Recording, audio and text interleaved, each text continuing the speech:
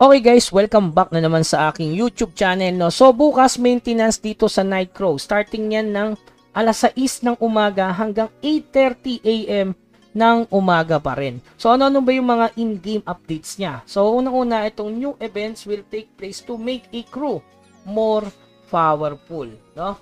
So yung pangalawa naman, itong 3 new season pass update. So hindi ko alam kung ano to guys. So kasi wala pang information regarding dito. Pero ito, meron na silang pahapyaw. So, ito na yon. Itong dungeon event. So, sa Sancona Ruins ulit, times 2 ang XP guys. Kaya mapapatambay talaga kayo. Hanggang May 7 pa yan.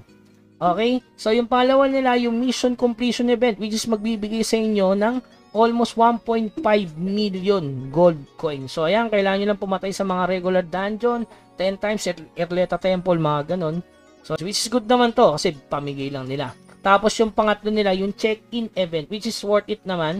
Sa 400 diamond, meron ka ng dalawang Ancient Papyrus. Ayan. Tapos syempre yung mga quartz mineral. Kaya solid to.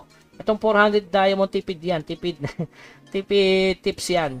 Tapos ito, 7 days check-in, solid din. Kasi merong gold chest, syempre. At saka itong stimulant, tsaka gold coins na 100,000. Tapos ito, maganda, Brilliant Armor Refinement. Ano ba yung Brilliant na yan, guys?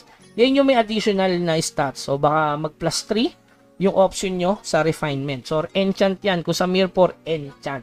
So, ano pa yung bago? Siyempre, bagong server, guys. Ito yung magsisimula bukas. Starting yan Tuesday, 11 AM ng umaga. So, meron ng C302, C302 Bishop, siyempre Knight. Tatlong server yan, guys, sa C server. So, dapat mauna ka dyan at saka dapat hindi na kayo magla-log out. Ang tips ko sa inyo, huwag kayong magla-log out kung talagang seseryosohin nyo to, itong server na to. So, ayan guys, Tuesday, 11 AM. Yan, yung sinasabi natin na magkakaroon pa rin ng new server. Kasi nung balita ng iba, hindi daw magkakaroon. Okay? So, ang palaisapan dito, itong 3 new season pass update. Hindi natin alam, merong haka-haka dyan na baka SOA daw yan.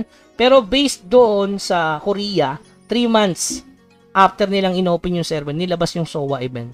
Ano ba yung SOA event na yun? Basta, dinidiscuss natin yan sa ating live stream. No? Yung regarding sa SOA event, tsaka yung sa insignia, magtabi na kayo ng contribution coin kasi magagamit nyo yan sa epic at saka legendary mode. Hindi natin pwedeng i-content kasi baka matagalan pa eh. Basta mag-ipon na lang kayo ng contribution coin, napakahalaga niyan soon or later. Okay? So, yun lamang guys. Walang, siguro bukas pa natin malalaman regarding do sa 3 new season pass at baka magdagdag pa sila dyan, diba? May mga additional pa sila sa event mismong sa game na talaga. Okay, so yun lamang guys. Hanggang sa muli, huwag kalimutang mag-follow sa ating FB page at i-like naman tong video na to kung nakatulong sa inyo. Hanggang sa muli, paalam.